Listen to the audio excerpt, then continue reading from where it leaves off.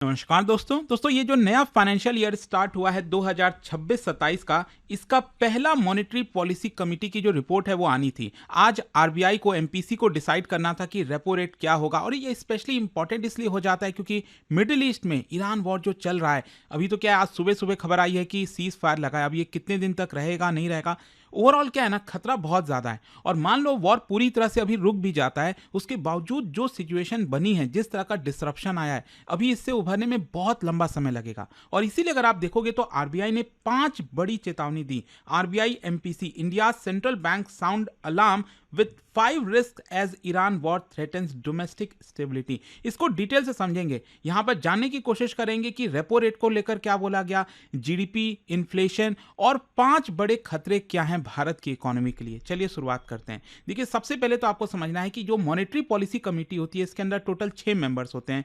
3 तो आरबीआई के होते हैं, जिसमें से एक आरबीआई गवर्नर होते हैं जो इसको लीड करते हैं, और 3 होते हैं बेसिकली नॉमिनेटेड मेंबर्स। और इनके द्वारा डिसाइड किया जाता है कि रेपो रेट क्या होने वाला है। जो भी डिसीजन है, अगर मान लो सहमति नहीं बन पाती है तो वोटिंग के थ्रू होता है, और मान लो 3-3 से टाई हो गया तो आरबीआई गवर्नर के पास वो पावर होती है कि वो डिसाइड कर सकते। तो अब क्या है कि आरबीआई की जो एमपीसी है, उन्होंने मुलाकात किया, 3 दिन ये मीटिंग चलती है और फाइनली डिसीजन आया है। और एमपीसी ने डिसाइड किया है कि रेपो रेट में कोई भी बदलाव नहीं किया जाएगा।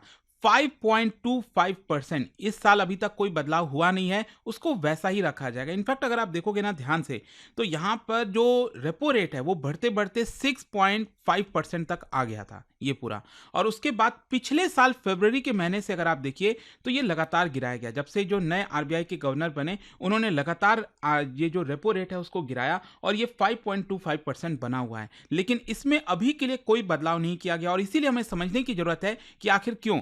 देखो, सबसे पहले तो रेपो रेट का क्या मतलब है। सिंपल सी चीज है कि अगर आप बैंक जाते हो, बैंक से कोई उधार लेते हो, तो जो बैंक आपको इंटरेस्ट रेट चार्ज करता है, चाहे वो गाड़ी पर है, घर पर है, जो भी आपको ईएमआई वगैरह देनी होती है, जो आपको इंटरेस्ट रेट चार्ज होता है, वो काफी हद तक लिंक्ड होता है रेपो रेट से। अब रेपो रेट ये है कि अगर बैंक को कोई पैसा चाहिए अचानक से, तो वो आरबीआई के पास जाएगा और उससे उधार लेगा, और आरबीआई जो इंटरेस्ट रेट चार्ज करेगी वही होता है आपका रेपो रेट। तो अगर रेपो रेट ज्यादा होगा, आरबीआई ज्यादा चार्ज लेगी, तो बैंक भी आपसे ज्यादा चार्ज लेंगे। तो इस तरह से होता है। तो अगर रेपो रेट में उतार चढ़ाव हुआ तो ये डायरेक्टली लैंडिंग रेट्स, जो आपका इंटरेस्ट वगैरह है, उसके ऊपर इंपैक्ट होता है। डिपॉजिट रेट्स पर भी इंपैक्ट होता है, जो आपका सेविंग्स फिक्स्ड अकाउंट होता है। इन्फ्लेशन हो गया, इकोनॉमिक ग्रोथ हो गया, हर एक चीज के ऊपर इंपैक्ट आता है।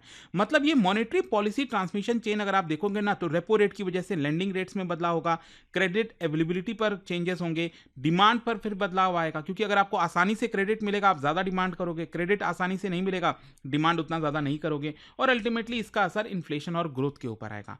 क्वेश्चन ये है कि आरबीआई ने रेपो रेट को क्यों नहीं कम किया या फिर क्यों नहीं बढ़ाया।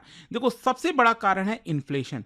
अगर आप देखोगे ना, तो यहां पर जो मेन मैंडेट दिया हुआ है, ये जो आरबीआई की मॉनेटरी पॉलिसी कमेटी है, इनको जो सबसे बड़ा एम है इनका यही होता है कि इन्फ्लेशन को कंट्रोल रखो। कितना? 4% रखना है, और प्लस और -2, मतलब 2% से 6% के बीच में इन्फ्लेशन होना चाहिए, और ग्रोथ भी होनी चाहिए देश के अंदर।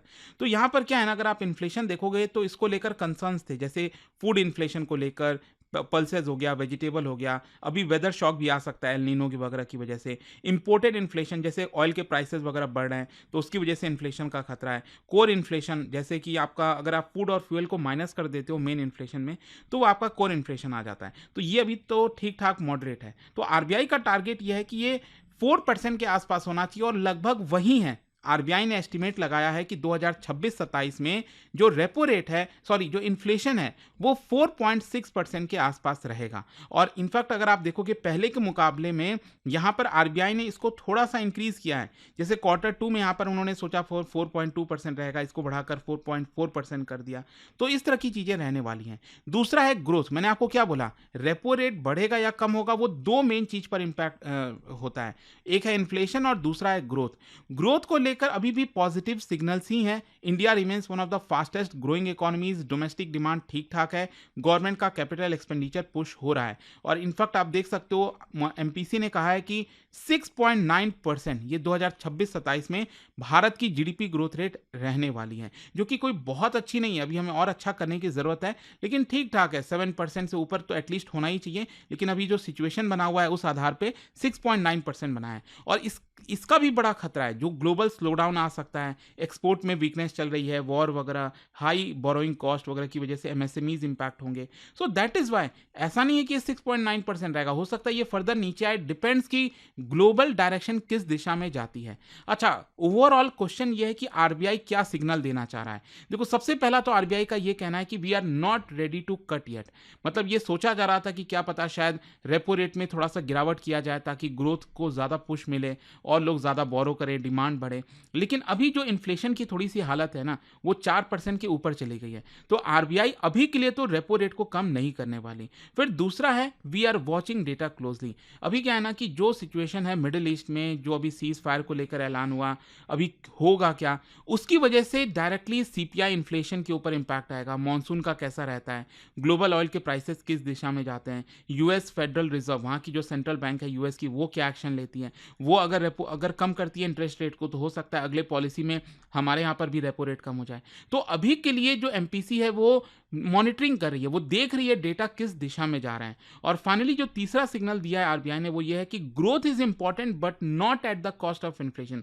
आरबीआई कह रही है कि हाँ, हमें ग्रोथ चाहिए, अच्छा चाहिए, बट हम इन्फ्लेशन को ज्यादा बढ़ने नहीं दे सकते। अब क्वेश्चन ये आता है कि आरबीआई को चिंता क्या है इस पूरे कॉन्फ्लिक्ट में, जो यूएस, ईरान और पूरा जो मिडिल ईस्ट में वो वॉर में चला गया था, इसकी वजह से ग्लोबल इकोनॉमिक अनसर्टेनिटी हो गई है। इवन तो अभी टेम्पररी सीज फायर लगा है, और वो तो आज सुबह ही सुबह खबर आई है, ये मीटिंग तो आपका 2-3 दिन से चल रही थी। तो भारत वल्नरेबल इसीलिए है क्योंकि हमारा बहुत बड़ा मात्रा क्रूड ऑयल का स्ट्रेट ऑफ हॉर्मुज से आता है, हम काफ़ी डिपेंडेंट है गल्फ ट्रेड रूट्स के थ्रू, और लार्ज डायस्पोरा है, लगभग 9 मिलियन लोग वहाँ पर रहते हैं गल्फ कंट्रीज में। तो 5 बड़े जो खतरे की मैं बात कर रहा था ना, वो ये हैं। सबसे पहला है एलिवेटेड क्रूड ऑयल प्राइसेस। अगर क्रूड ऑयल के प्राइसेस ऊपर बने रहे, अभी तो क्या हुआ है कि अभी $110 चल रहा था पर बैरल, सीज फायर की वजह से ये $95 पर बैरल के नीचे आ गया है।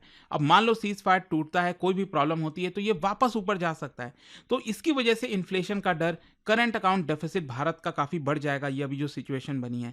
तो ये सबसे बड़ा खतरा यहाँ पर बताया आरबीआई ने। दूसरा यहाँ पर आरबीआई गवर्नर का कहना है that disruption in energy market, ये जो एलपीजी को लेकर, क्रूड ऑयल को लेकर, फर्टिलाइजर हो गया, बाकी कमोडिटीज की वजह से ये एडवर्सली इंपैक्ट करेगा हमारे बाकी के इंडस्ट्रीज को, एग्रीकल्चर को, सर्विसेज को।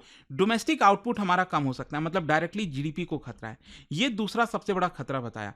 तीसरा यहाँ पर आरबीआई गवर्नर ने कहा कि हाइटेंड अनसर्टेनिटी, मतलब रिस्क की वजह से क्या होता है ना, जो सेफ हेवन डिमांड है वो बढ़ जाती है। कहने का मतलब यह है कि जो भारत में पैसा आ रहा था, जो इन्वेस्टर्स आ रहे थे, वो वापस जा रहे हैं। वो अपना पैसा कहाँ लगाएंगे? गोल्ड की तरफ लगाएंगे, डॉलर्स की तरफ लगाएंगे, वो भारत में नहीं रुकने वाले। तो अगेन इसकी वजह से डोमेस्टिक जो लिक्विडिटी कंडीशन है वो इंपैक्ट होगी, इकोनॉमिक एक्टिविटी इंपैक्ट होगी, भारत के कंजम्पशन, इन्वेस्टमेंट, ये सब इंपैक्ट होंगे। ये तीसरा बड़ा खतरा बताया। चौथा बड़ा खतरा यहाँ पर आरबीआई का कहना है दैट वीकर ग्लोबल ग्रोथ, मतलब अगर दुनिया भर की डिमांड कम होगी तो क्या भारत उतना एक्सपोर्ट कर पाएगा? नहीं कर पाएगा। एक्सपोर्ट कम होगा मतलब भारत में हम प्रोडक्शन कम करेंगे और हमारा जीडीपी इंपैक्ट होगा।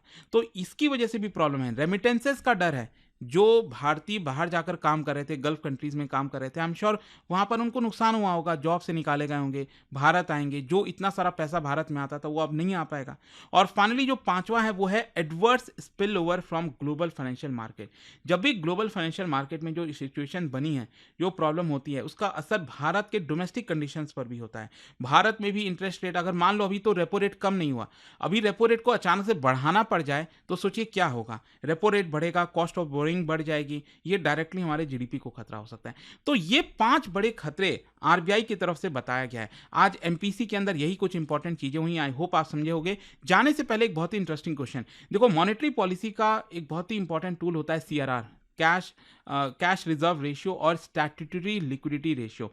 ये इसके बारे में डिफरेंस है, मतलब क्या है एग्जैक्टली। 3 स्टेटमेंट दिए गए हैं और इसका राइट आंसर आप सब जानते हैं, मेरे इंस्टाग्राम पर तो मिलेगा ही, वहां पर अगर आप नहीं हो कोई बात नहीं, टेलीग्राम से ले सकते हैं इसका सही उत्तर। और दोस्तों बहुत इंपॉर्टेंट चीज, आज से हमारा जो नया बैच है 2027 यूपीएससी का जीएस फाउंडेशन बैच, जिसमें प्रीलिम से लेकर इंटरव्यू तक की पूरी तैयारी कराई जाती है, वो आपको मिल रहा है by using this code Ankit live. ये फोन नंबर है, कोई भी डाउट हो, प्रॉब्लम हो बैच से रिलेटेड, इस पर कॉल कर लीजिए, मेरी टीम आपको अच्छे से गाइड कर देगी।